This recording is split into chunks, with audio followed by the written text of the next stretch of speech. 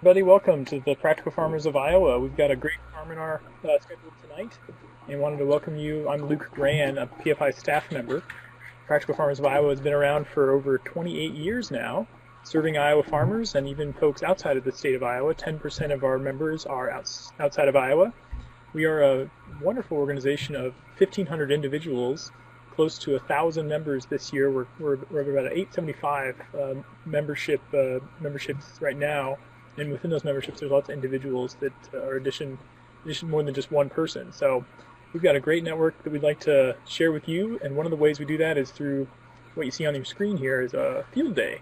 So this is a field day from last summer with folks up in Northwest Iowa. I see Drew Leitz is on tonight. Here's Drew right here with his dad, Dean, and they're talking about their pasture management, what they're going to do coming up this next year, and some questions they want to ask farmers about. And this is our online version of a field day, so I wanted to thank you all for attending. We've got a great series of the fall series this year, finishing up just next week with the last one of the fall series. So please do join us again. And in the wintertime, we're going to have a whole new series in January, February, even into March that we'd like to share with you, including one or two noon special Farminars in the month of January when you have more time. Hopefully you'll be real snowed in and you'll have lots of time in your hand to join us in the middle of the day. Well, more on that to come in the future, so we'll move right along. I wanted to say we've got a great network of beginning farmers, so if you're a beginning farmer out there, we'd love to add you to our beginning farmer network. We'll give you special opportunities every 2 weeks delivered to your email, and so do put your email in the chat box tonight, and I'll be sure to keep in touch with you by email. Additionally, we do keep track of everybody that's viewing tonight's Farminar, so if you look in the upper part of your screen here, right above the green arrow, right above that, go to the viewer count and select the number of folks that are watching right now with you on the computer. That'll help us keep track a lot better. So we've got folks of all types at Practical Farmers of Iowa, all kinds of enterprises, all ages, and beginning farmers just love to get together with other beginning farmers. So you're in a good place to be for that. A lot of folks with different experiences, all kinds of different practices, and we really like to share their knowledge with each other and help farmers get together. So if you're interested in more opportunities like this, please do continue to keep in touch with us. The best way to do that is to become a member of Practical Farmers of Iowa. Students can join for just $20 a year. It's a wonderful, wonderful rate. So that's anyone in elementary, middle, high school, or college. Please do join Practical Farmers of Iowa. And if you're not a student, it's only just $40 a year for the individual, or $50 for the whole farm. And you can also add us on your Facebook page. Go to that Facebook link, and you can keep up with us on your Facebook feed.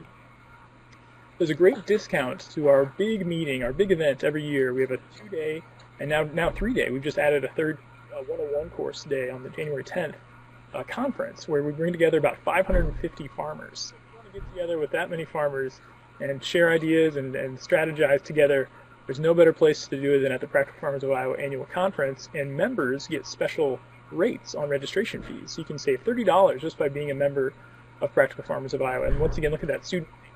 You've got students in your life. That's a great deal. 2 full days of conferences for $20. And I think food addition to that is $20. So looking at a really good value, and we want to make sure that everybody knows about this great opportunity, and you can register online. Follow that link on your screen to the registration website. Patrick Burke is our staff member that helps take care of registrations, and he'd be glad to answer any questions you have as well. If you want to call our office, I'll put that phone number in the chat box. So that's all I had to say. We're going to have a great Farminar tonight with Jeff Olson from Winfield, Ryan Bagge from Northeast Iowa, and I'll start with Jeff tonight to introduce himself, and then we'll go to Brian for his introduction. And then we'll have a great back and forth with their discussion about equipment for crop and livestock beginning farmers. Jeff, you can join us. Turn on your microphone and tell us about yourself. Well, thank you, Luke. Thank you very much for hosting this tonight. I'm the old man, I guess, here, and I graduated from ISU back in '77, so that puts me ancient, I guess. Started farming then, but we have had off-farm jobs. I built elevators and grain bin setups and buildings, livestock buildings, and so that's a good my off-farm job. And my wife Gail I work for Extension and the Institute of Ag Medicine up at the University of Iowa.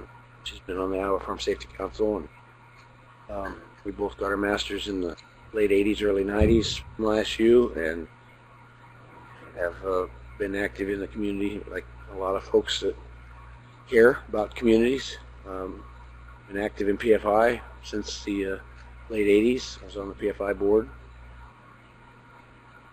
I've been a Soil and Water District Commissioner, and that's led to a lot of little conservation aspects. I've been on the SARE Technical Committee. Many folks know about Sustainable Ag Research and Education Grant Program from the government. We have 3 children. Kinsey is an engineer for Honda in the cars out in Marysville, Ohio. Tori teaches at Perry, and Ian is helping here on the farm. We're up to about 1,300 acres. About 10% of that certified organic. We raise a lot of specialty crops in the conventional field too. Have a beef herd and finished cattle.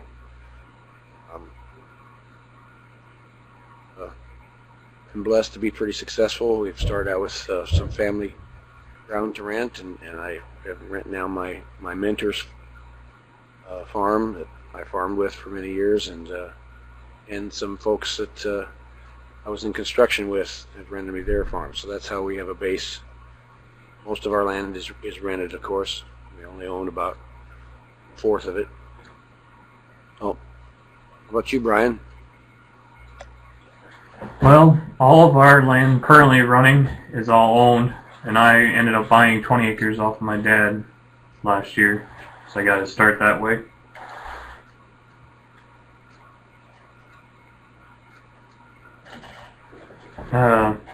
Brian and I guess I've been helping a few visits.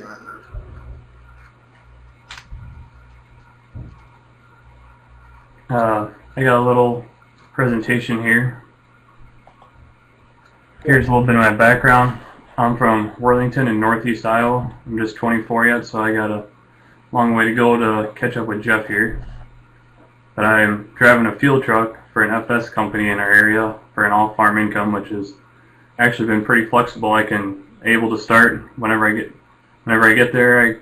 I do, and then as long as I put my 40 hours in, or at least a week, they're pretty well happy with me. If it's from 8 to 5, or from 5 in the morning to 1 or 2 o'clock in the afternoon, they don't really seem to bother as long as they get the work done. So we got that 770 acres. We got a dairy herd. We got some steers, pigs, sheep, and some poultry. I started buying sheep when I was in high school. We had some old sow yards when we quit fair running and wanted something to do there, so Dad thought the idea of sheep, and I kind of went with the idea and made it a pretty good forage project, and they've been kind of keeping going. I got a registered Suffolk flock and trying to sell some offspring off of there. We milk about, just a small herd, we got about 30 cows. I got about 15 of the cows. Depends who's dry or whatnot. I got mostly Jerseys. Dad's mostly Holstein, but I got a few Holsteins also. Like I mentioned, I bought 20 acres from Dad. I do half and half, which is working out pretty slick. I can no-till corn right into the bean ground. And then soybeans is cash crop, and mostly corn I feed. I also got another enterprise. I bought a older combine last year, a 1660. It'd be a 92 model.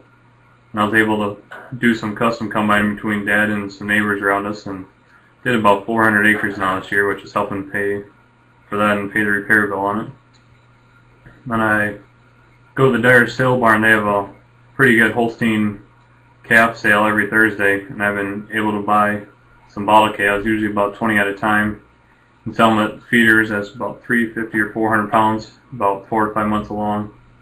And I try to sell them as groups. Then they do a lot better as groups, and if I get 1 or 2 that don't fit in, then I got another pen that I just fan those out.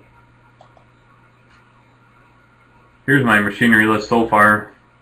Like I said, I bought the combine last year, and we had 4-row 30-inch last year, and so I bought that head, and I was able to do a neighbor's that had 6-row 30, and I also had the bean head. So this year I wanted to get to 6-row 32, so I found a good used IH 800 planter I was able to buy for $3,200, which I put Keen seed firmers on it, and that's the only thing I stuck into it.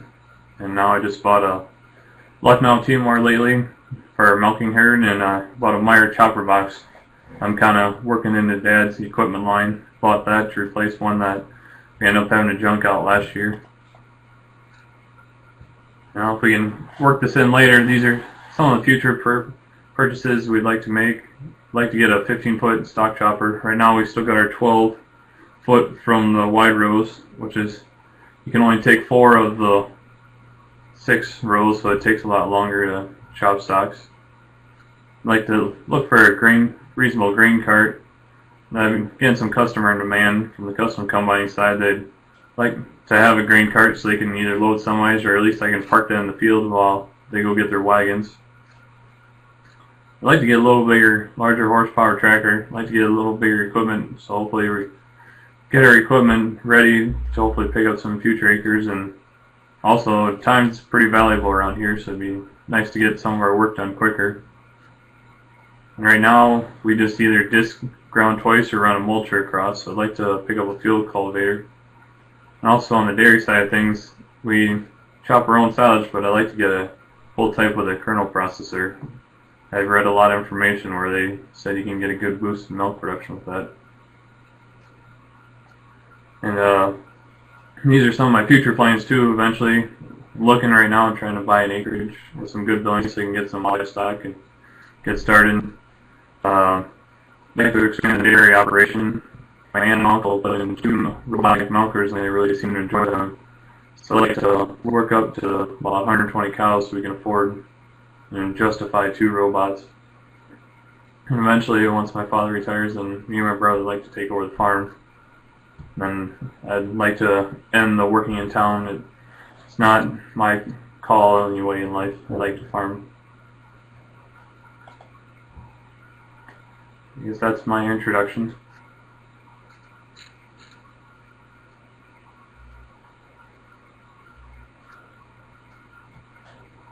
That's a really good list of goals. I think that's a very important thing to write down your future plans and keep track of your progress.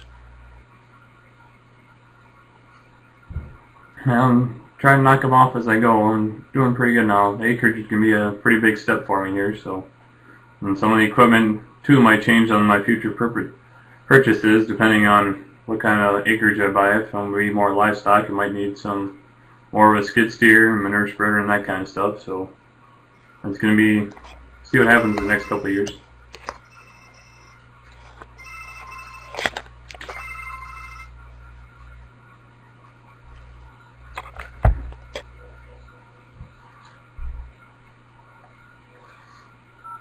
That tractor looks like it needs a little work there, Jeff. Yeah, we have a lot of shop projects. I'm not sure. This is one of the things that maybe I shouldn't be putting money into. It's a one-owner tractor. We've had it since while I was in college. It may not be the best investment of money, except for an antique tractor now. We do a lot of things in the shop, though. I have our own backhoe, which is a nice snow removal tool in the wintertime, but we did a lot of tiling in the last couple of years and a lot of tile repair. The backhoe comes in handy. I've got so many things.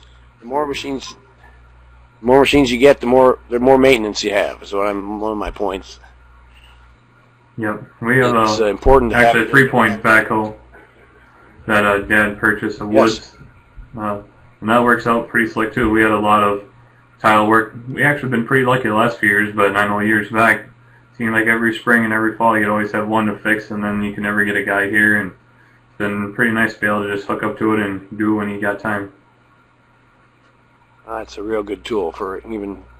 We were using it tonight to tear out fence. But being spread out, we're probably about 10 to 15 miles from one farm to another. So I got spoiled when I was doing construction. I have a service truck, so the welder's in that trailer right now. But that's real handy to have tools on wheels. and not Yes, everything comes back to shop. But we just added an oil furnace.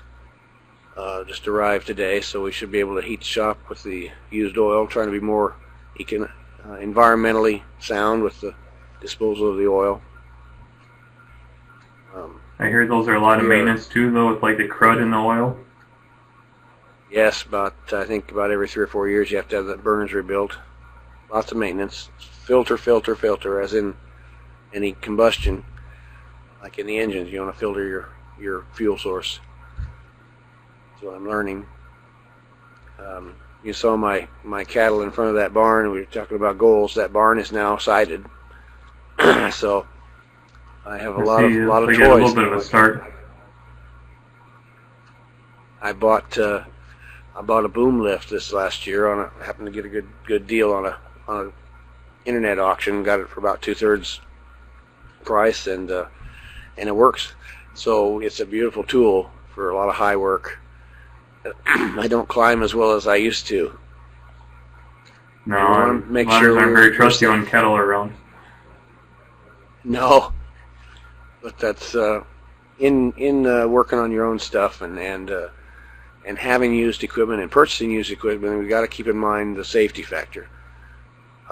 If you can get, even if you have an older tractor, get ROPS on it. Make sure you don't have any broken welds and things that are going to fall apart when you're using them, because it's remember, you're the most important thing on the farm. It's, you're most at risk around livestock, like you say.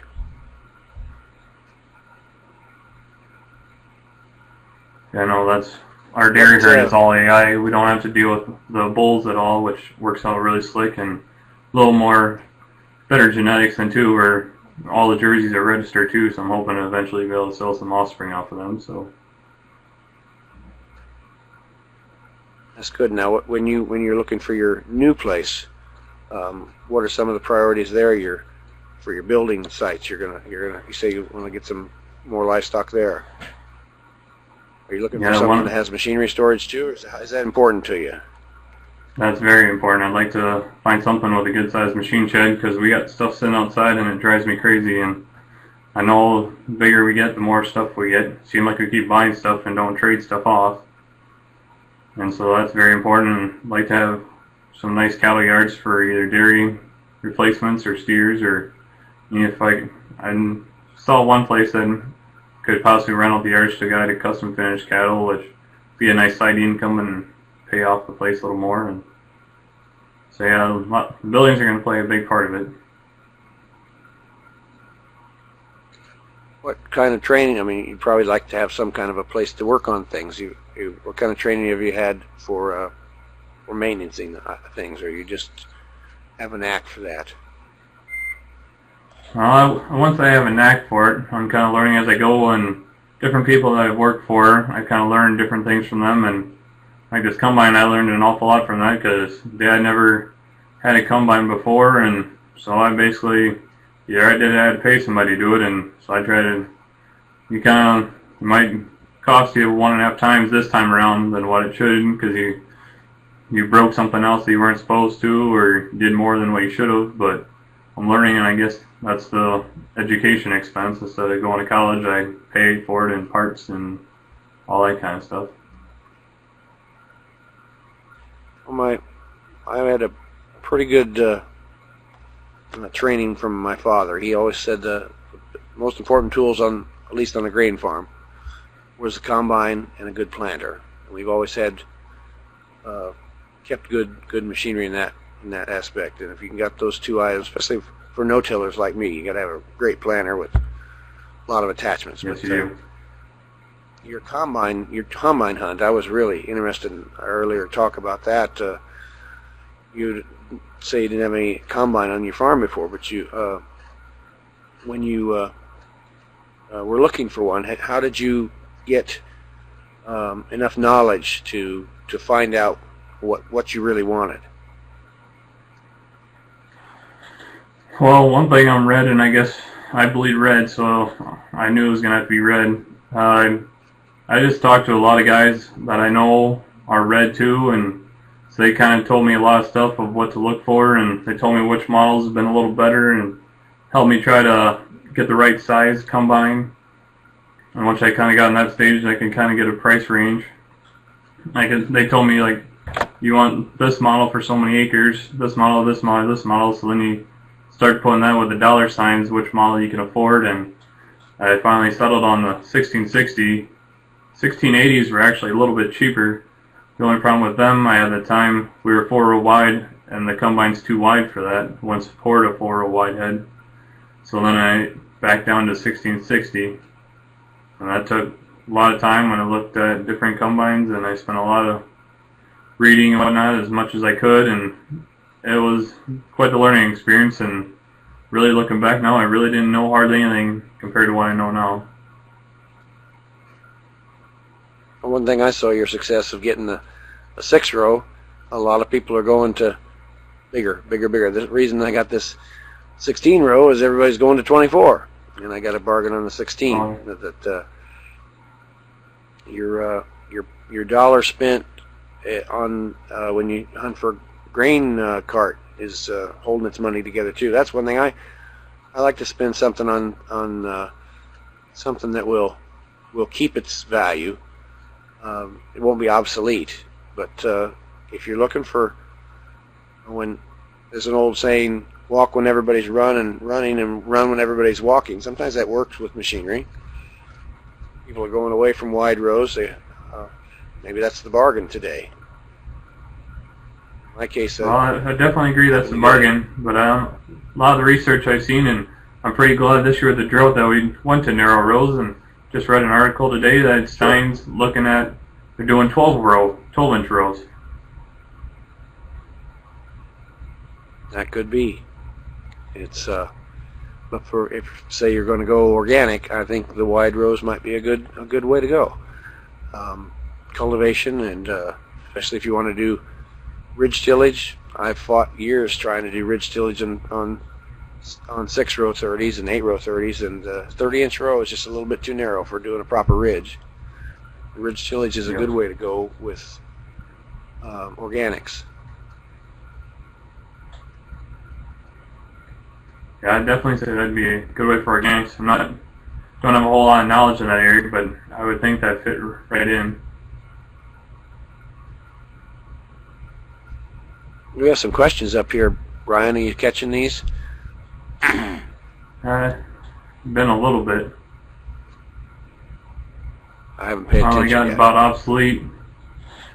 We talk about things that are obsolete. I'd say a lot of your wide row stuff are more or less obsolete, but you can get some good buys. Like I bought my 4-row wide head down in central Illinois. Me and a friend took off one day, and I found a 4-row head down there, and I found a 20-foot bean head, which is way too small for a lot of guys down there too. And you kind of know those pockets that are more advanced than others. That's probably the areas to go. Like probably in that same area now, 12-row planters probably a pretty good buy for a little bit older one, because either they want 16 or 24, or they want a new 12 if they got a 12-row. Yes. Well, Luke has a picture of some of my backlot machinery here. The anhydrous applicator is gone now, because we've mostly gone to liquid. Still keep the disc around. The drag harrow is nice for spreading manure piles.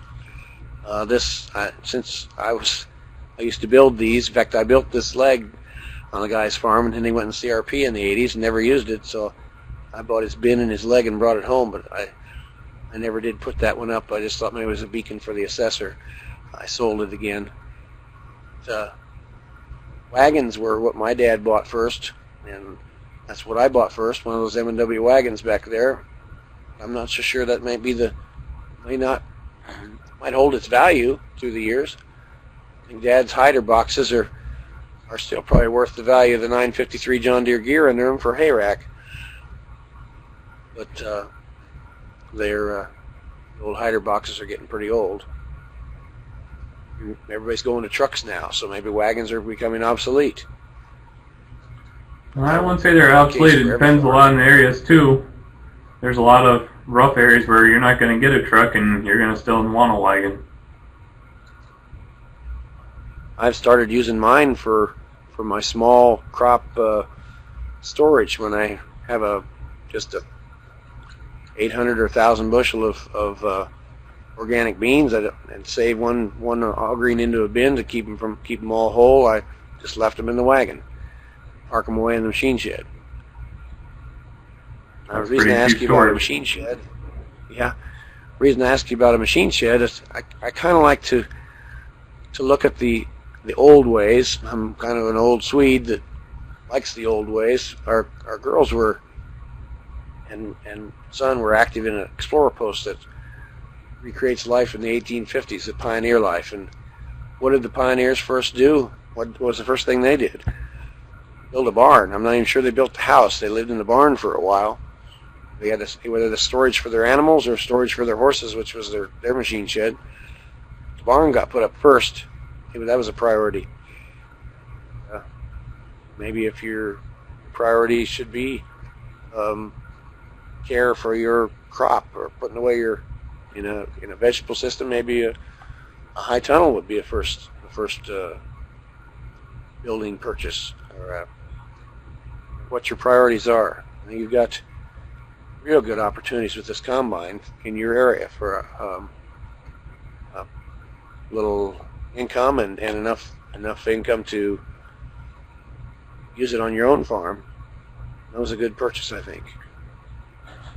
Yeah, I had a lot of go-arounds with a banker. He always said he told everybody to buy the combine last, but if I kind of showed him I had some neighbors that would be interested in me doing it, and because the guy that used to combine ours, we kind of got tired of him, and he was getting older, so he was about getting retired, so I ended up picking some of his guys up, and I was doing custom application before this, so I talked to some guys that way, so I got to make some good contacts, and I was able to pick up some good acres that way, and that's been a good income for me. And a lot of it's just 1 month of the year, so I can still do work off the farm the rest of the year, and eventually I hope to get enough acres where you don't have to do custom work, you can just do it on your own. We have gone to the auger carts and semi method, but we still have wagons too, but you just add another man too, so you gotta calculate your capacities of using the machinery too. Just that auger box is one more man. It does, and I don't think that's my most limiting factor, is the amount of time that the combine's running. But it helps to have another holding bin for the combine to get stuff on wheels anyway sometimes. And in a wet year, that's a wonderful tool. Get it out on the road. Yeah, and a lot of the have held their value. Yeah, a lot of guys that they want a grain cart for more or less. That I do a lot of beans. I do actually more beans than corn, unfortunately. I wish I did more corn. A lot easier on the combine, but they do a lot of beans, so they'd like, instead of having to have all these wagons on the field and having an auger out there and having to deal with all that, they'd really like if I could get a grain cart so they could just unload on that, and they could hold enough on there, and then if I could get a tanker full, as soon as the semi comes, I could unload the hopper and get going again, and they could unload the grain cart, and they could fill the semi right away and send him on his way. And using it as a kind of a marketing tool. If your landlords or if your customers want you to move that direction and it pays for you, I mean efficiency, maybe that's a good opportunity. Well, I think it's a pretty good opportunity, and I've been looking at a lot of stuff, and I think it depends a lot too on what brand you buy. I know, like, you got a picture of Brent, they really hold their value, and I look at a lot of these Kinseys, a lot of these, if you find them in good shape, they're still worth some pretty good bank. So I think a lot of it depends how good they're put together.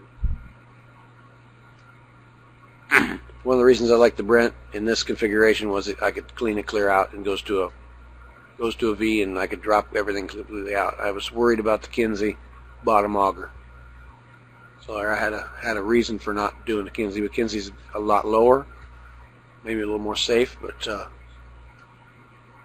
few more moving parts. They all have their advantages.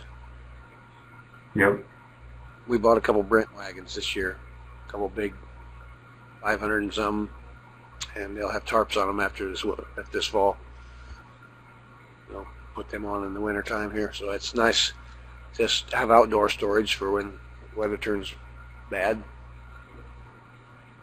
No, I've seen a lot of guys up in my area that have been getting the tarps, and it works pretty slick. You start combining, and all of a sudden the weather turns on you quick, and just hop on the wagon, quick roll it up, and you don't have to worry about it. If you get inside, you get inside. If you don't, you don't. I see you had on your wish list a kernel processor, a forage harvester. I've been hiring my silage cut and bagged. We don't do that. We sold our own chopper. But I've had him with a kernel processor. It was a good deal. Good deal. You can get a lot of custom work that keep you busy all August. That's for sure. August and September, you're running pretty hard. Well, I'm looking more at a pull type. We got a pull type now. Just like to try to upgrade that eventually. We don't chop as many acres, but there's a lot of pretty tough to get the guy in at the right time if you want to chop good silage in our area. I guess I was moving for the point. We've had a baler and made some good money with the big round baler to keep our baler going and have it anytime I want it. But when the neighbors call, you go. I mean, it kind of curtails your vacation time. It kind of curtails you have to do it and make hay when the sun shines. So when you're doing custom work for somebody, you have to go ahead and do that. But you need to get your work done too. So that's another question of how much can you do and how long can you stay on the neighbor's farm and do his work, and yours is sitting there waiting to be done. Well, it's kind of an issue too we have this fall. It's tricky. I know beans, they're really tricky this fall. Seemed like every guy was combining about 2 weeks before I got started. Seemed like every acre that I had to combine, they weren't ready, and all of a sudden within about a 3-day period, they're all ready. And so I tried doing some of ours, and then found out I did as many that were ready, found out some of them weren't ready yet. So then I moved to another guy, and he thought his was ready. I made one pass across the field. They were way too wet, so I moved on to the next guy. And his were probably a little too wet, so I waited a couple of days to get started. And by the time I got going, the second day, then they're too dry already, so I should have been going most of those days. And most of the guys are pretty understanding. They kind of seen the situation play out in front of them too, but it's not easy all the time. Yeah, we're all learning. Every year is different. All at Mother Nature's, whatever she has to put forth. Say, Drew would like to see what kind of experience we've had in farm sales. Okay. I asked Brian about how he did his homework on that combine. I have a subscription to Greg Peterson's faxreport.com and or Machinery Pete. And that has been a good source for benchmarks for what kind of prices for something I'm interested in on the farm sales. You can also look at tractorhouse.com to see what the asking prices at dealers are. But the used market is probably the best source is at faxreport.com or Machinery Pete. And he has, I think, in his notes, whether it was a consignment auction, which you might find out you're buying somebody else's problems, or an estate auction where the guy is passed and they just sold out his machinery as like he was going to use it the next year. So that's one resource I use when I set up to do my homework for a piece of equipment I'm interested in for a farm sale. It looks deceiving at a farm sale sometimes. I know one guy in the area who was selling out and was not very good at taking care of his machinery. he spent the whole winter trying to clean them up and paint them, and it didn't do well for his sale because everybody would rather seen it in the working clothes, and they knew he was hard on stuff, so they figured he was hiding things. So sometimes when they're all painted up nice, and I get burnt like that one. Sometimes I bought a skid steer that had been repainted, and it came from I think a rock quarry or something. It had pretty low hours, but I think it might have had a slightly tweaked boom. I know one side of the bucket wears a little bit more. I can't figure that out, but it still looks nice with a new paint job. But it still has been pretty dependable for me. But we do maintenance. We have had bearings and oil leaks. Other machinery items that seems like if you know your way with a torch, you can fix bearings. Bent frames are kind of tough. And watch for those. You should look for frame cracks in machinery like a wagon or something. Look for on tractors. You can sometimes make sure that the wires haven't been cut on the fuel pumps, and how much the sometimes you can see if they've been overhauled with paint come off the engine bolts and things like that. Those are some of the little. Of course, anybody looking at something with an engine has got to be cautious of what the oil looks like. If it's brand new oil, you might be suspicious if they haven't just changed it to make sure they got the water out of it. A lot of things are. It's probably best to know the former owner and be honest and ask questions. That'd be a good thing. Sometimes you can't trust every auctioneer. They may have it protected too. You might be bidding against yourself for a while. I'm worried about that sometimes. Yeah, Ryan has talked about a 9400 combine. Yeah. Hope it wasn't my old 9400 John Deere combine. I think the dealer, when I traded it in, sold it to a scalper. I didn't know anything wrong with it.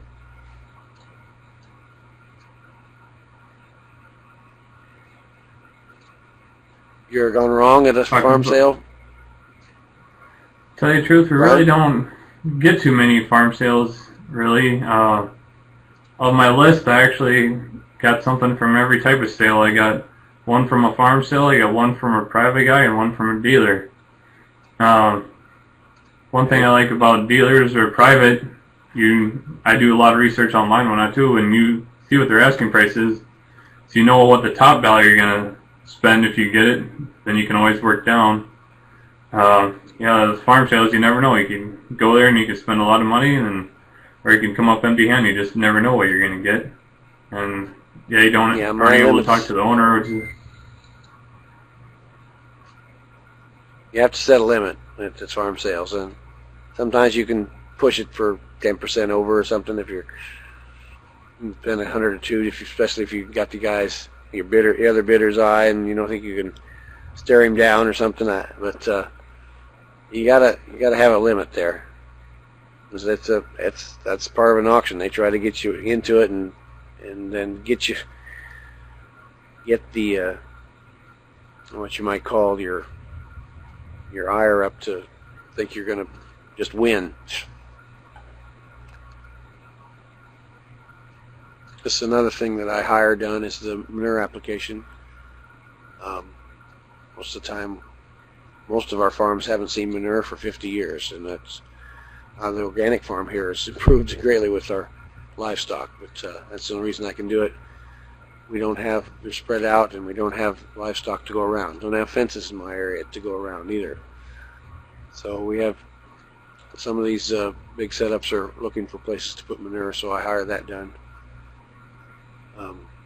That's a high maintenance item, but then the skill to have it put on evenly is I trust these guys to do a good job. I had my own spreader at one time, but I wasn't being able to haul it efficiently from the neighbors and end up selling it. too. That's a big time thing too. Even though the dairy haul manure takes up a lot of time when there's a lot more things you make a lot more money at, but it's got to be done too. And it's not cheap to have those guys come, but they do a good job.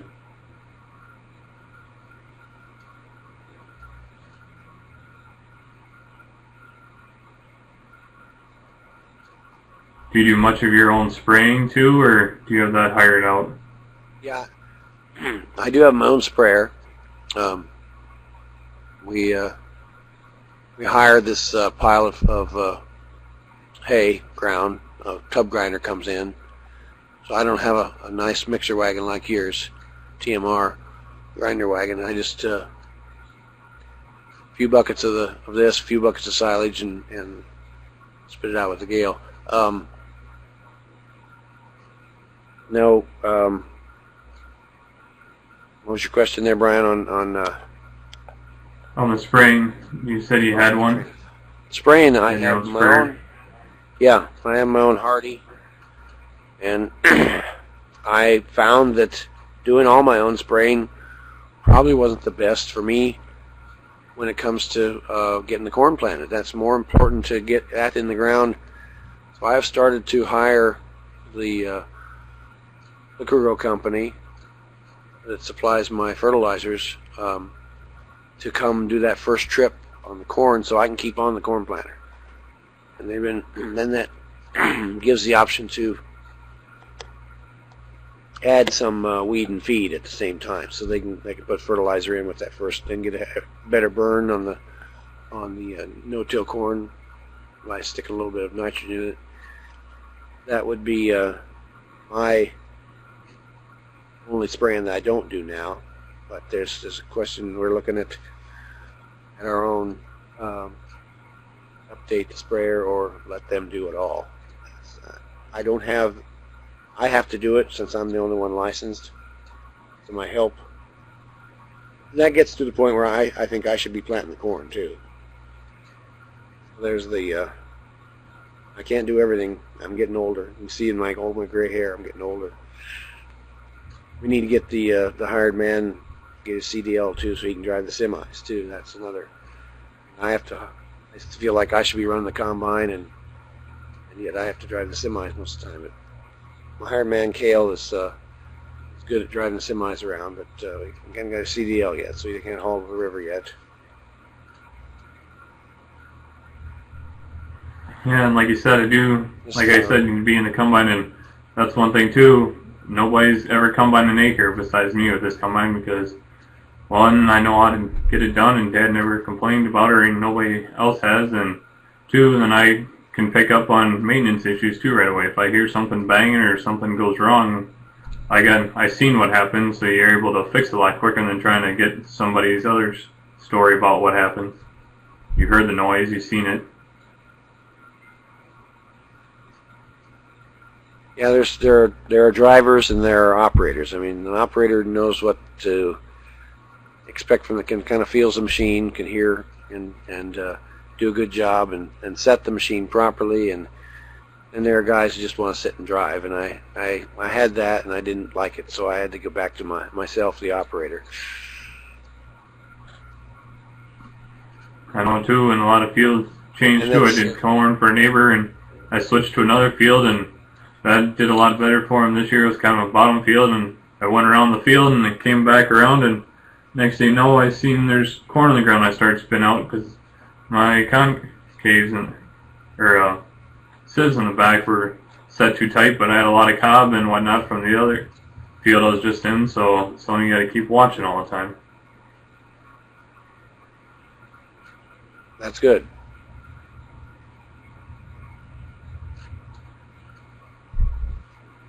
Any other questions we have here?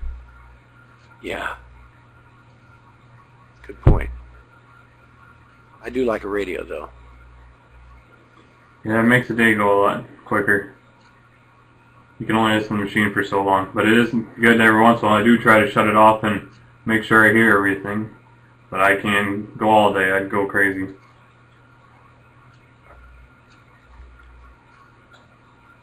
In your area for a combine, you were saying that there's a lot of opportunities for small fields and smaller operations that want to hire that. That's something that when you're looking at custom work, a niche. What is available in your area? Maybe the baler market is saturated now. There's a lot of used balers out there, and a lot of guys have their own balers. So maybe that's not a good. It has been for the last 15 years for us a real good opportunity to make our maintenance payments with the custom work, despite its drawbacks of having to jump when the neighbor calls. But I kind of like that, because I kind of like the kind of neighbors that I'd be helping bale anyway.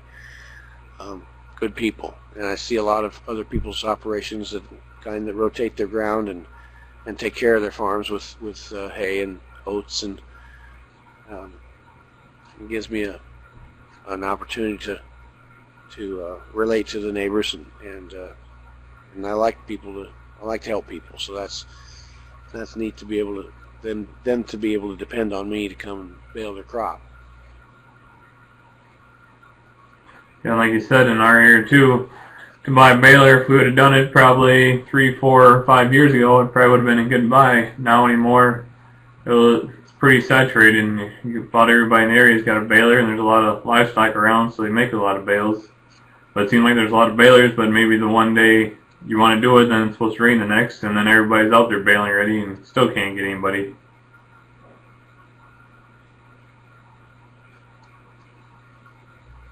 Problem we have too, we don't have enough. We only make probably 150 round bales in a year, and it's hard to justify a good baler that way.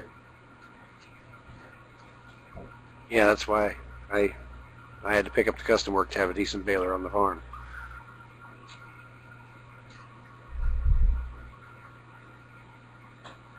And actually, really for the dairy side of things, if anything, I'd probably go the big square route. There's probably a possibility to pick up a little more of that in the area. There's a few in the area, but not a whole lot. If anything, that'd probably be the better buy, and I'd rather deal with the big squares anyway for hay. And if you had to, you could do corn stalks for them too, and it'd work out fairly well, I think. I hired a big square baler to come on my farm for the organic hay. But our problem there was to get it, since you can't use any treatment on the organics, we had to get it so dry. It was holding me up, and I decided I could bale it when I wanted with my own baler. I just have to take less money when I sell it. So we ended up baling this year's crop with excuse me, I've had a cold, with our own baler, and got it sold. But hay is easy to sell this year. That's very easy to sell. I'm only 5 miles from the Darsville sale barn, and I hear results from up there a lot, and it's pretty wild, and I don't think it's gonna get any better anytime soon. But the only problem is people are only gonna pay so much before they get rid of the livestock too.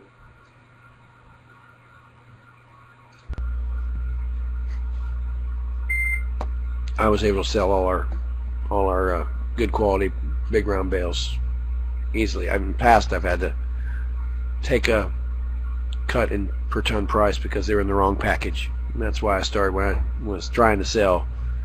I think the big square baler is a good deal. In our operation, we changed tunes this year and didn't hire it done. So you got to be flexible. You got to be flexible, but in our area, big squares is the way to go if you want to sell hay and you get a lot better price for it. And geez, it's a lot easier to stack away. That's another reason I want machinery storage too, because when we started making big squares, and we used to do a lot of low squares, we had to eat up a lot of our machinery storage with big squares, and so you got to have it inside because it pays to have that inside, but yet you hate seeing the equipment outside. Yes, I've got some big squares still stored. Hopefully they'll be very in demand this year. I would like to put more machinery inside and get them out of there. I mean, I'll have to ship them to the sale here real quick. Got a semi-load and a half stored away yet. Old hay. I imagine it'll sell this year. Hay's still pretty short. It'll sell real easy, I guarantee you that. When they're talking about net versus twine, I'd say there's nothing but net wrap to bale. The only way I'd go twine is if you got a few bales or something right before you're going to use them. If you bale 10 of them or something, you're going to bed with them right away. Always Manure App's the way to go. They last so much better. They handle a lot better too if you're trying to. We got year-old bales now, and they stay together real well. I hate I had a quick. net wrap myself, but we use it a lot for that reason. They fall apart. Luke, what do you say? Thanks, Jeff. Sorry, I had an email question, actually. The first email question of our Farminars from a longtime member, Ryan Marquardt of Reasoner. He's not able to join us tonight, but he wanted to have a great discussion about all kinds of hay handling equipment, mowers, rakes, bales, you name it, pros and cons of each type and design. And I know you've been doing that a little bit already, but I wanted us to encourage you to take a few more minutes and dive into that. And you can see up above there, I'll copy paste the question again, but want to make sure we can hit this topic a little bit more. Hay equipment, yes. I seem to never have enough rakes around. I think I got 3 or 4. I bid on one at a sale last week and didn't get one. It was a real nice hydraulic drive New Holland, probably listed for $6,000. I bid it to $2,900, and I should have gone farther, I suppose, but I had my limit and I didn't go any further. We've got basket rakes and we've got the wheel rakes and a 3-point rake that's handy for baling ditches, because you go up to the end of the ditch and lift it up and turn around and come back down. That's not. We bale a lot of our waterways. Try to bring that home to the cows.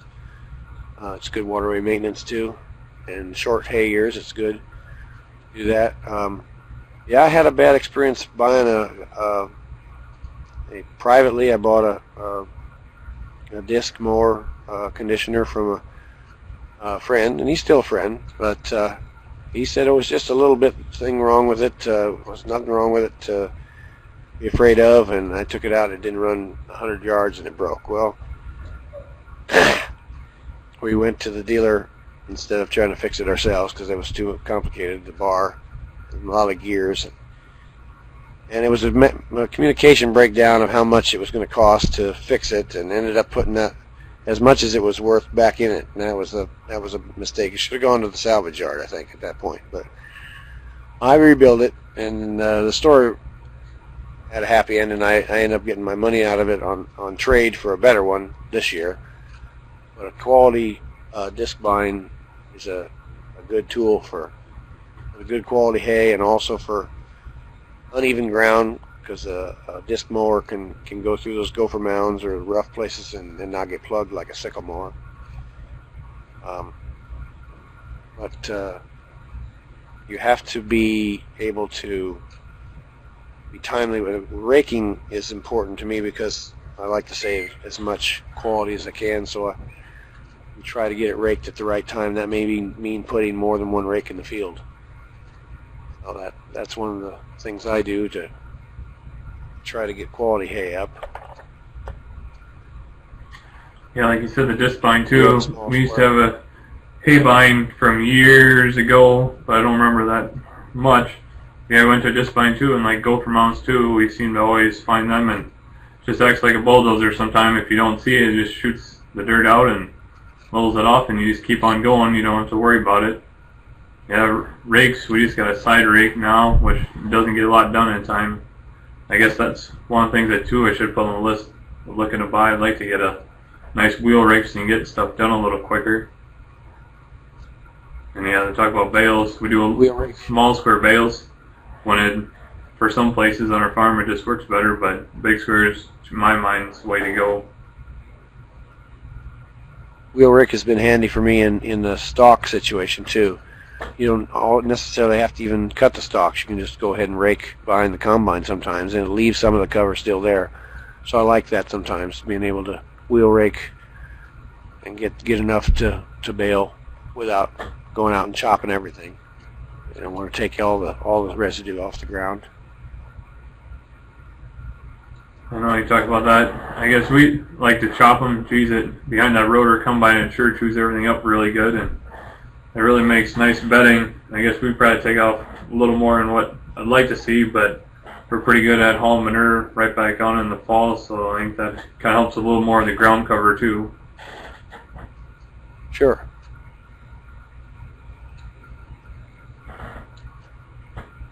But sure makes it a lot Did we quicker answer your too. question, Lou?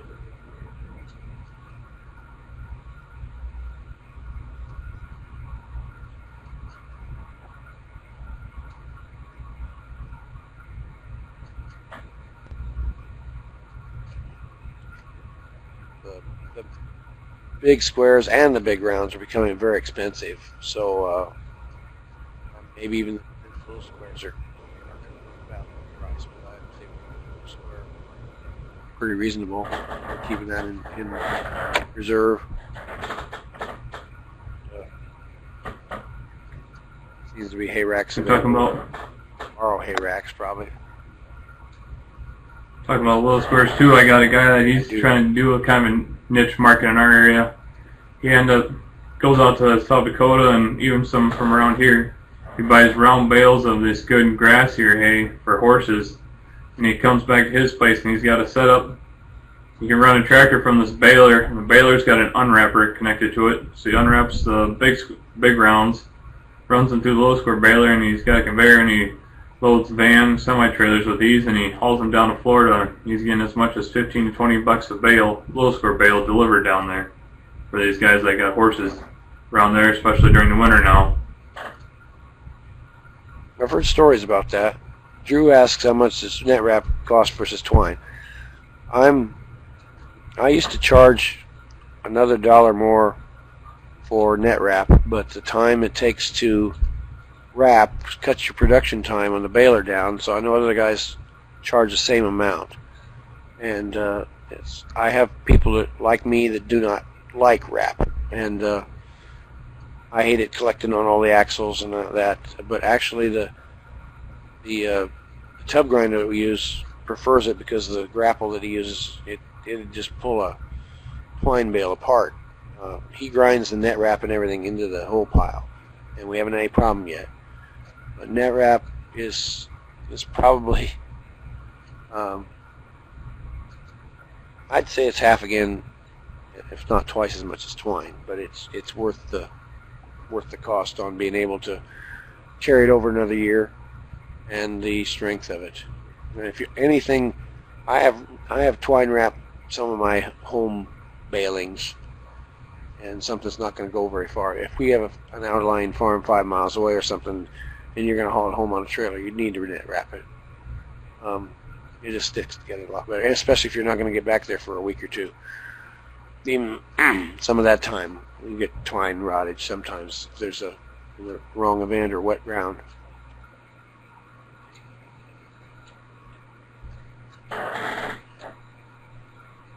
That's a good question. I think pigs can probably destroy about any wrapping. Probably get. But then the other question is, you don't want it in your beater of your manure spreader when you haul your compost out either. So that's another thing I dislike about net wrap. You can't seem to quite get every bit of it. And then you just take the torch and melt it off the beater once in a while. You see, I have a lot of salvage piles for old hay equipment. It looks like it was a spring cleanup day. I was loading one of the semi-trailers with scrap. But that and the old machinery, had an old farm equipment dealer says he could tell every price of used equipment usually by its weight, except the combine, and that was a more important machine and a more intricate machine. But used equipment values probably would be able to be told by how much they weigh. And there's a lot of stuff that you could probably get its value out. You're bidding against the salvage guy.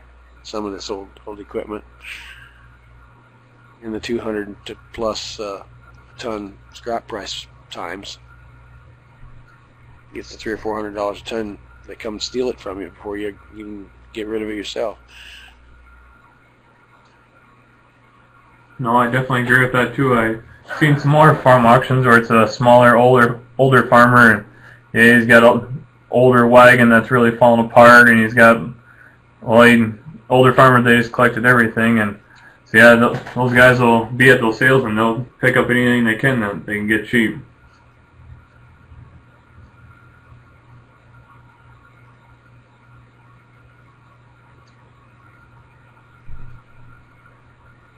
It's one of those things. It's if you got free labor to do it, sometimes it's just as well to give it away too. Scrap. We try to do lots of stuff ourselves. And two, we're pretty good. We got sometimes there's value in saving some of the old equipment too. You might come around again. Might want to use it again someday. I kind of was wishing for an old harrogator when I was working waterways this fall. They would have smoothed them out really nicely. Probably could have taken out the flex harrow too, but I just need something a little more aggressive and not as. I didn't want to cut the waterways loose with the disc, but that's what I ended up doing. But I could have just drug down the ridges from the dozer tracks and the harrogator, an old harrogator, but they're probably all cut up for scrap now. That's an old tool. Can you talk a little more about the harrogator? I never heard of such a thing. Well, or maybe I did. A harrogator is a heavy angle iron framed stiff tooth, like a harrow tooth, only they aren't flexible at all. So you drag it over, and it's like a plane with teeth, or like a land plane with teeth. That's what we call a harrogator around here. And usually they come in sections, so they are a little bit flexible, like going down in a waterway. The wings would flex up enough to follow the contour of the concave of the waterway shape. But they would tend to knock the high spots off and drag and rough it up just enough for seating.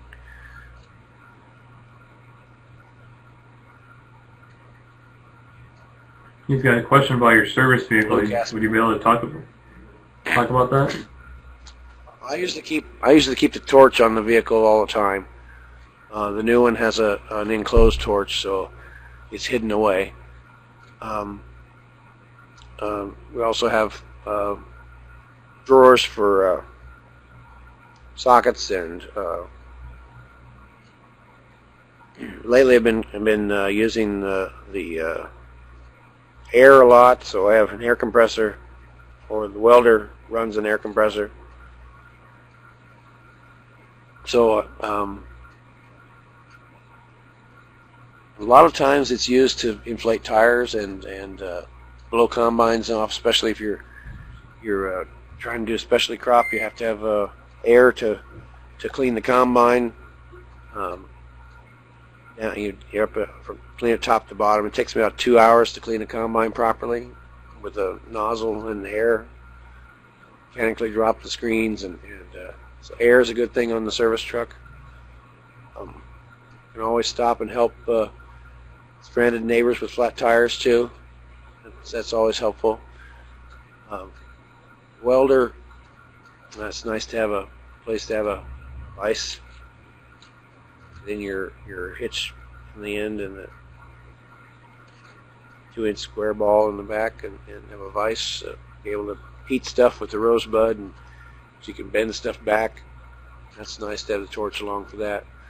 Got to have a fire extinguisher if you got a torch or welder on. You should have a fire extinguisher close by, or a liter of water. Want to have a fire getting away in the field and burn up your equipment or your field. Got to be careful of that when you're running a torch in the field.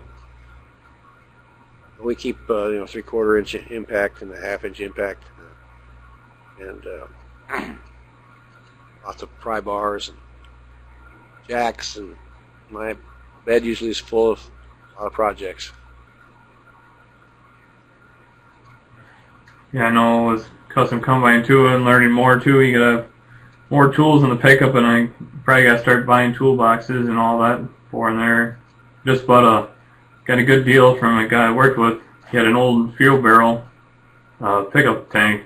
Actually holds 150 gallons, which is a little bigger than most of them.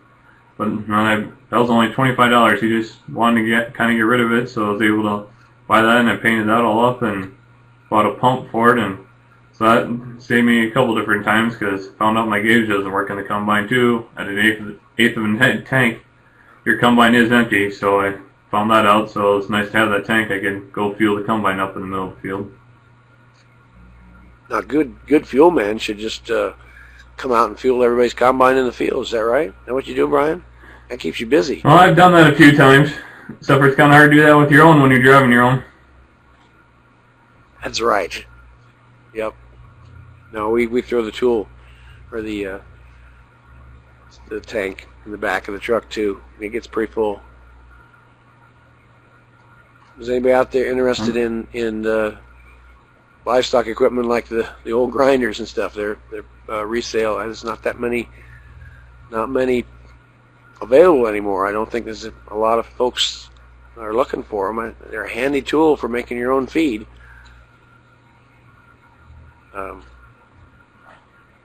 That would be a pretty high maintenance item too. I haven't spent a lot of maintenance on mine. I use it probably once a week, but it's something to look at. And it don't sell very high on sales, but to get a good one probably costs a lot. I grind a lot of cattle feed. Number 1050 MF, yeah. They're made by Artsway, possibly. Rolatana. Yeah, we have Artsway. That seems like a excellent mixer, and yeah, we do a lot of our own feed, and it works out especially good with these poultry and little. You can grind a 1,000-pound batch, and something that somebody in town would never even look at you for. You can do that kind of stuff, and if you want to dump it in 3 different locations, they don't start getting pissy about that either. You can put it in every place you want it.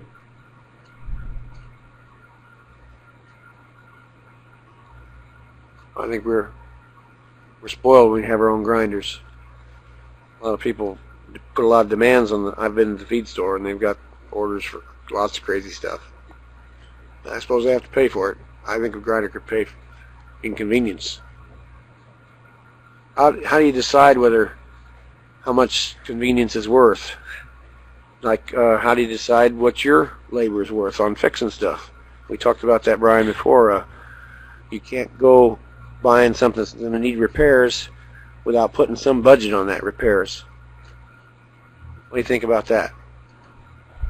Well, I think a lot of it, I kind of put the value of what my labor is worth other places too. If I can make this much money here, why am I wasting my time here and it's going to take me twice as long or 3 times as long as somebody else that would have more knowledge in the area would have?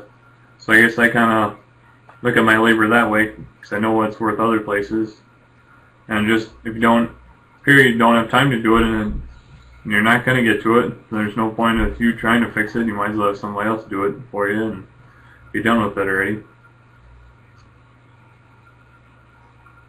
So there's always that chance that buying something used is going to need some work.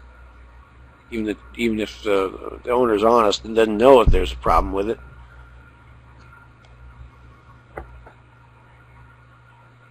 Yeah, just like my TMR I bought, haven't been able to use it yet. Need to reflight a couple of augers, so that's kind of been a fall project when I got time, and it's kind of getting to that point where I'm probably going to have somebody weld it on because I'm just not getting to it as quick as I'd like to, and we'd really like to start using it here pretty quick.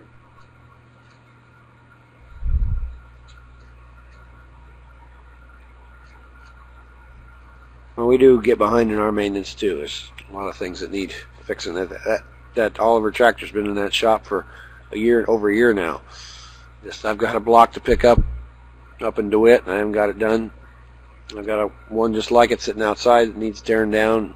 Get the parts to fix that one.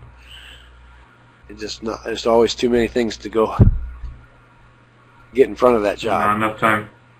I was fortunate to have enough training in school to be able to do. I've overhauled probably, I think, half a dozen motors, but I think I would hire that done. I really do. That's a little bit too specialty. And I'm not a professional welder either, but I've done a lot. It's a lot of practice. And your eyes have to be really suited to it. It takes practice. Yeah, it takes a lot of practice. Dad has an old stick welder here, and he does a good enough job to hold, but that's about all I can say. But I've got a friend that's got a wire welder, and I've been working with him different times when I have time to just go up there and take a bunch of scrap pieces and weld them together and practice that way. Your wire welders are okay if everything's clean and prepped good. Otherwise, the old 6011 farm rod, firecracker rod, that's pretty good for rusty and painted stuff. But you learn that in school. You learn that as you do it. And there's nothing wrong with apprenticing somebody else, another neighbor that knows what he's doing, and might work into something like I had opportunity to rent the guy's farm later. But, there's a lot to learn out there from other guys if they're willing to share. And maybe you have something that they value. Use. Yeah, a lot of it's labor too, and just knowledge of the new technology too. Is a lot of things farmers your age need help with, while you got some things the younger farmers can use.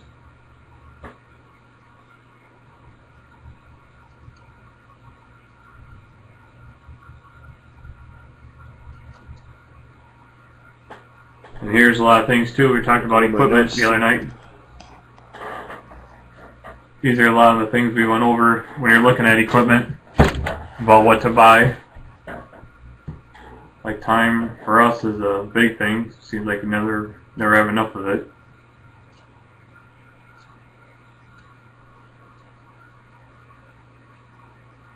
Do you have a special, what is your specialty on the farm different from your brothers, or everybody just kind of pitch in and do what needs to be done?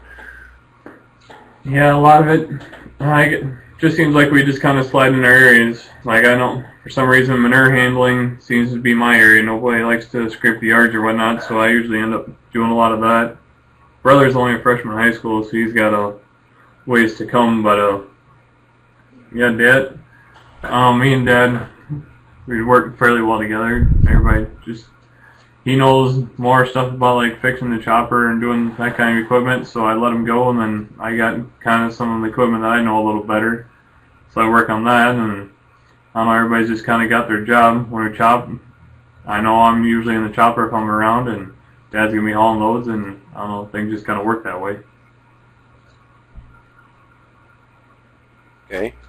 Does anyone have a particular advantage to mechanical ability? Kind of depends what you're working on, but Dad doesn't have the high mechanical skill. Like, if you're working on engines and whatnot, we never touch an engine here at all. I wouldn't consider it right now until I had a lot more information about it. So that's one thing I wish we had a little more mechanical ability around here. Save some costs. Well, maybe your brother can take some community college courses in welding or mechanics or something on his way. I sure hope so. The problem I've been seeing so far is this lack of patience, and you need that when you're working on stuff, and I run into that issue too more times than not. Yep.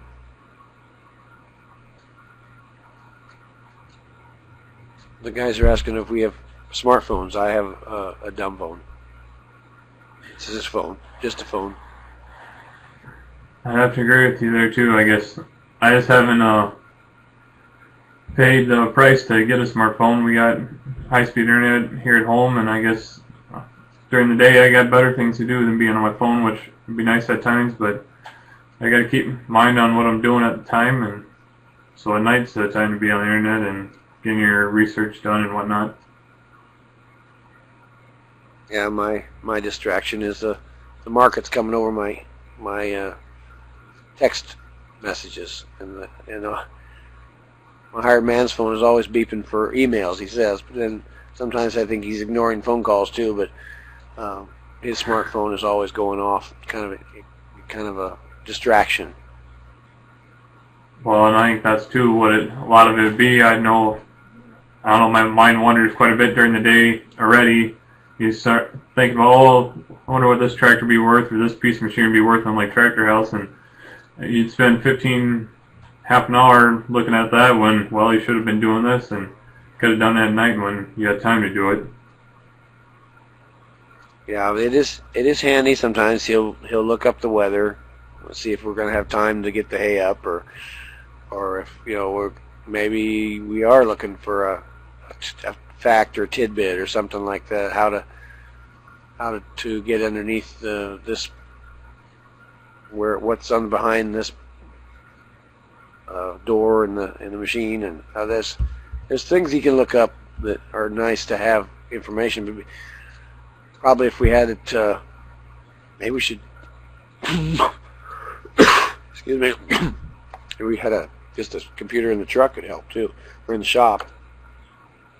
But getting home at night and looking at that stuff, it was probably could wait for that. The thing I consider too, like I talked about buying acreage, if I do that, that's probably when I'd buy a smartphone.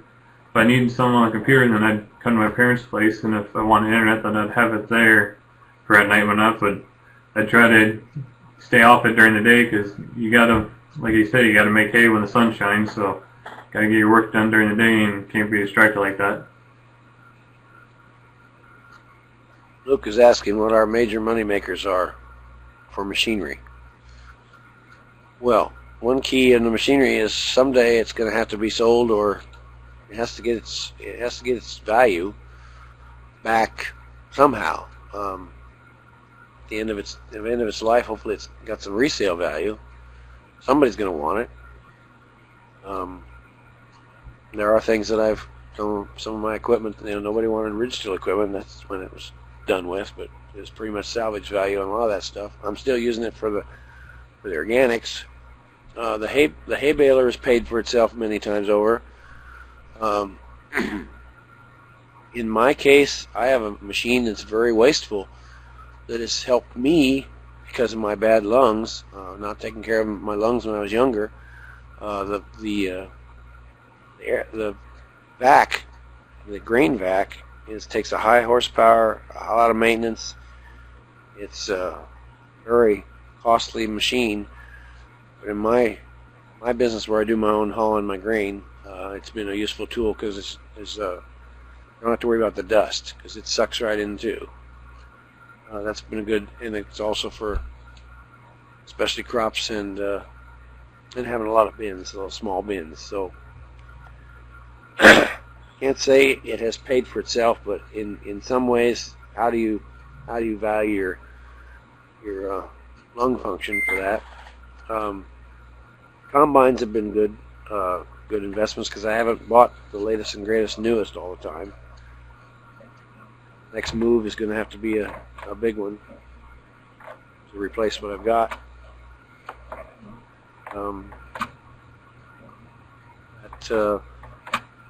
Front wheel assist short tractor has been a good investment. Skid steer is always handy for getting, not every farmer has all that manure either.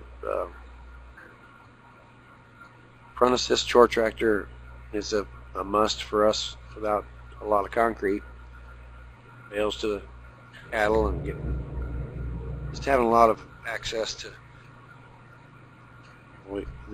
having the quick skid steer attached on the front of that Kubota has helped too. Use any of those grapple, like the brush grapple gets used a lot, cleaning fence rows or cleaning up around where we've dozed off a place. Scrub brush. I never spend, if you don't spend too much for your equipment and it doesn't cost you a lot in maintenance, sometimes its payback is just in savings and not having to hire it done. But then it's at the end of its life, it's got to be worth something to sell too. Yeah, a lot of that comes like with our Renting chopping a grain equipment. back would be good too. Like our chopping equipment, geez, some of these guys are on the cheaper end, they're getting 40, 50, 60 bucks a load, and the higher end, if you get a truck in there, it's 80, 90, $100 a load. And I guess when you got a small machine, it takes a little more time, which is unfortunate, but you still get done. And our chopper's only probably worth $3,000 when we bought it, and so you had a cornet and hay head, and that's paid for itself pretty well, being able to do the chopping when we want to instead of having to wait for somebody. That's a good point.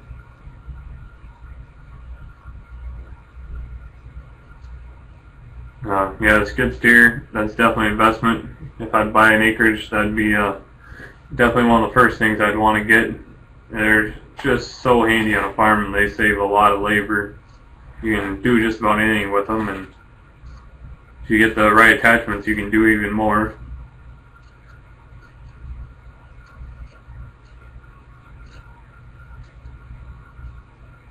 I know some guys that have had skid steer attachments they do some custom work with too, like tree shears and things like that to go out and clear pastures.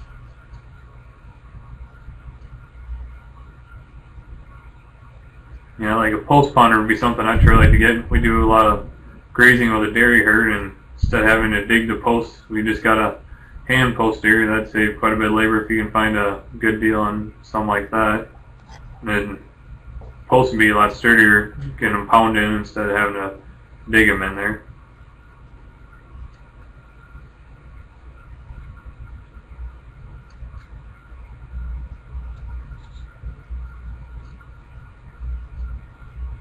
I got an old John Deere here that needs a foot welded back on it. Maybe you can take a look at it.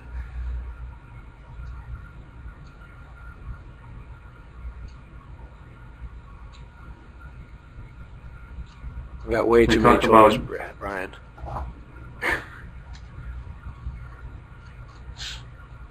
Collect too many? Yeah.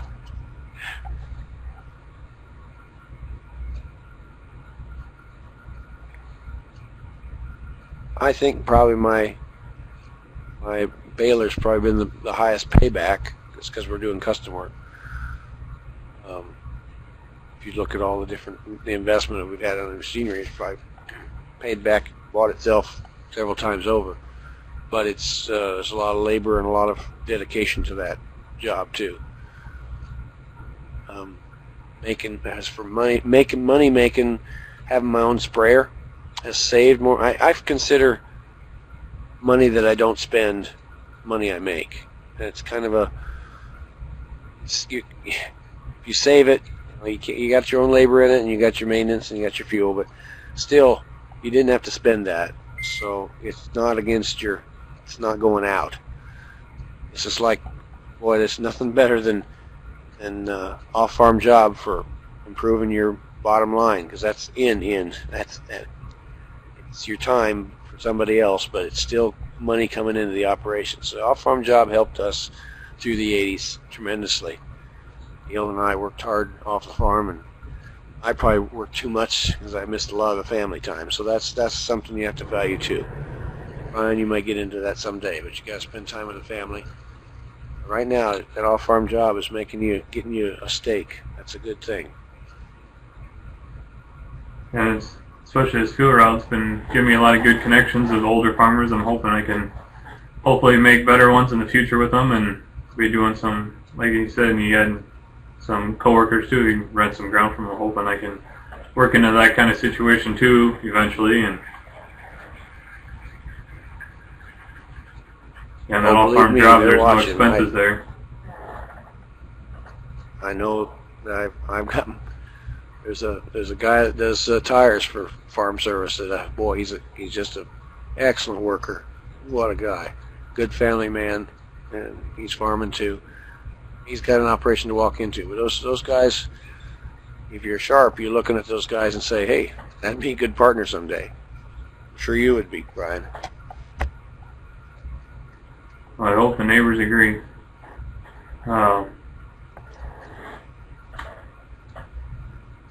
Okay, it's record high crop prices and land prices. Oh my. That's a question for Duffy, maybe. We're going to get spoiled here with the high crop prices, so we have to learn how to do with less eventually.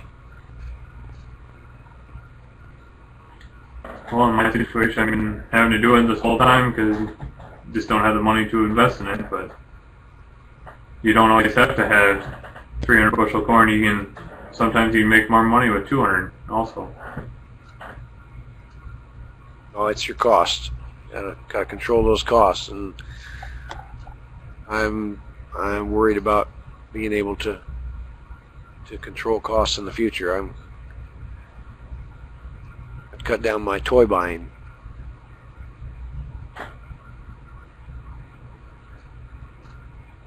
I know, seeing in the fertilizer business, I've seen a lot of guys that are putting on 250 units of nitrogen, and after such a point, it just doesn't pay like it 170 or 180 does. You might not be getting as many acres, but your profit per acre is a lot higher. No, don't spend your money on stuff that doesn't make you the most money, if you can figure it out. But, you're right. I have an agronomist that thinks in those terms all the time. Maybe your best money spent is on farm drainage.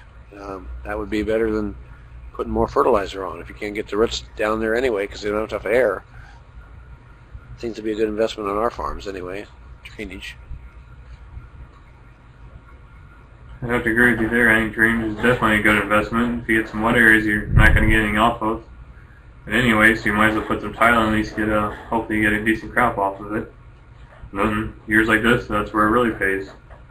Because it wasn't quite as wet. And so you got a good crop off that area. Well, everybody's situation is different, and everybody's land is different. If we take care of it, have it for the future, and have it for the young guys in the future. I see a lot of conservation ground getting torn up right now because the land prices are high, and they think they should take every bit of it to put in production that may not be the best in the future. We'll overproduce eventually. Or we're going to have to. This ain't sustainable as is.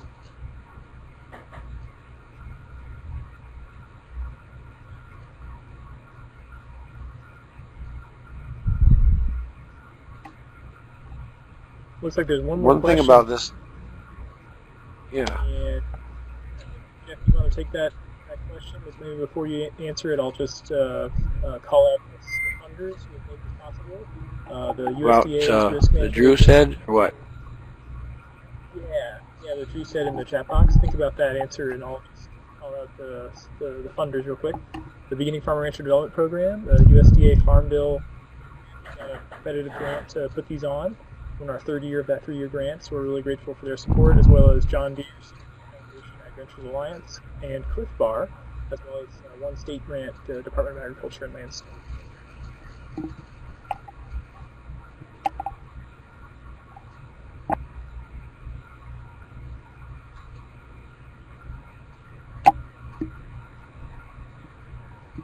Jeff, what do you think about Drew's question? Is there a good standard to go off about beginning farmers and trades? Wow. Cash is king right now. Cash flow. I mean, even though your interest rates are low, but you still have to have return for your investment. Boy, unlike something like a sprayer or working with this cover crop machine, I kind of tried to budget this amount I spent on it for the amount I was going to spend for hiring it done in 1 year. If I could save that amount, yes, I had fuel and labor and repairs to pay myself, but still, the savings of not hiring an airplane for that was about the cost of building it. That's what I put. And then I hoped it would be worth something when I got done with it that year, and I hope I would get to use it for 4 or 5 years. Like a sprayer. That darn sprayer pays back every couple of years its full value in savings of hiring somebody. I just think that's then you get the convenience of doing it yourself too. I love to have those kind of numbers of return in savings versus hiring it done. Even if you look the other way on some of your maintenance cost and some of your labor you're doing for your own repairs, but like Brian says, you got to value your own labor at like say $20 an hour, even though you're saving. You're going to hire the dealer to do it for $60 an hour, but it's going to cost you something. You have to value your repair your own labor. I don't know if you could do it in these one equipment trade for so many acres. I'm not sure if it's all a dollar return for the opportunity cost of doing it in a different way. What do you think, Brian? So, thank you very much for the response, Jeff. Brian, do you want to say anything else before we close for the evening? Well, in response to Drew's question too, it varies too a lot in your situation. In my situation, Dad's here on the farm, so I got to use a lot of his equipment for, well, we basically make it a wash. I combine his, and I get to use his skid loader and manure spreader and planter. Well, I use my planter now, and chopping and all that kind of stuff for nothing. So it varies so much in your situation. Depends what kind of equipment you have, or what equipment you're gonna have, or what your lineup is like. You don't have a lot of equipment, and you don't have to trade so often. You hire it out or whatnot. I guess there's too many variables in that situation to even think of a standard to go by.